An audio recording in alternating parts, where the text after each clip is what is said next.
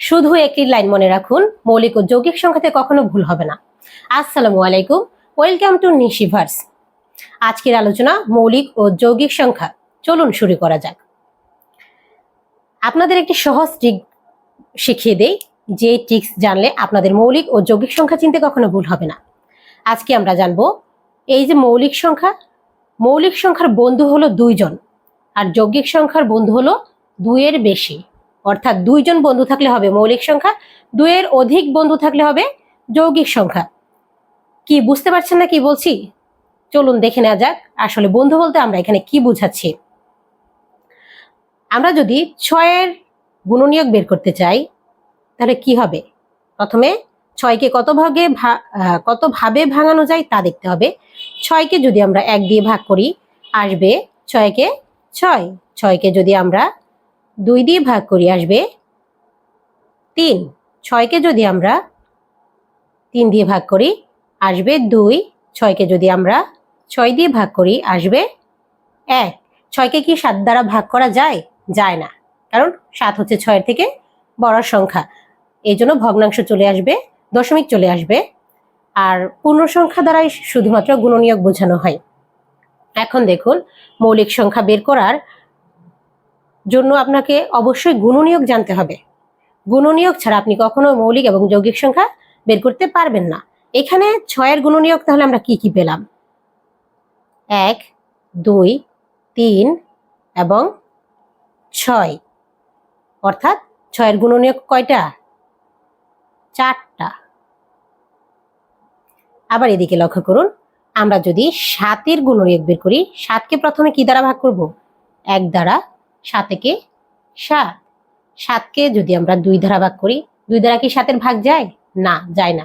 3 দ্বারা যায়? না, 3 দ্বারাও যায় না। একমাত্র 7 ছাড়া অন্য কিছু ছাড়া 7 কে আর ভাগ করা যায় না। 7 কে 7 দ্বারা ভাগ করলে কত থাকবে? 1। অর্থাৎ 7 এর গুণনীয়ক হলো 1 এবং 7 নিজে।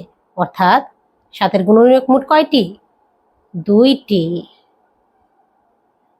এখন লক্ষ্য করুন, বন্ধু বলতে আসলে আমি কি বুঝিয়েছি। কি বলেছি? মৌলিক সংখ্যার বন্ধু কয়টি? এই যে 2টি। যৌগিক সংখ্যার বন্ধু হচ্ছে 2 এর অধিক।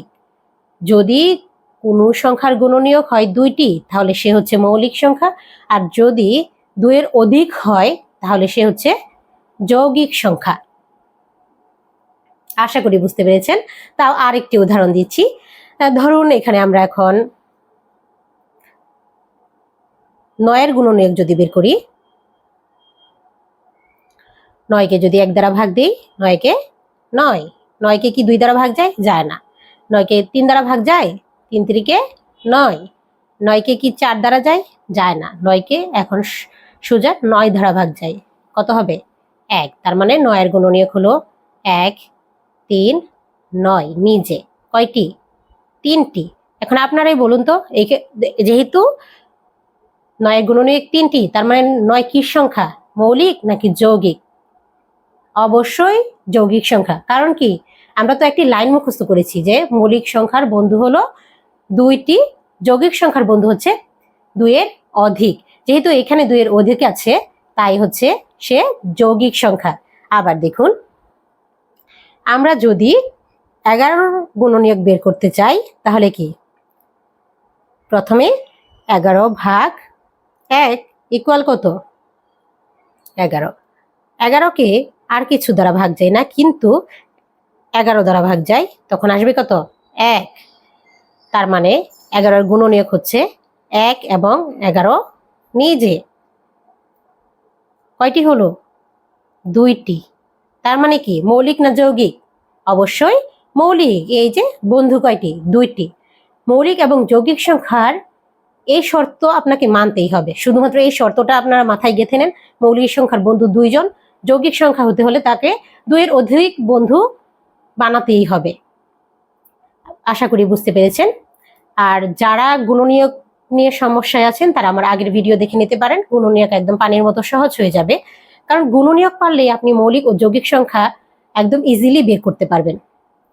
যদি ভিডিওটি ভালো লেগে থাকে তাহলে নিশিভার্সকে ফলো দিয়ে পাশে থাকবেন আশা করছি। সবাই ভালো থাকবেন, সুস্থ থাকবেন। আল্লাহ হাফেজ।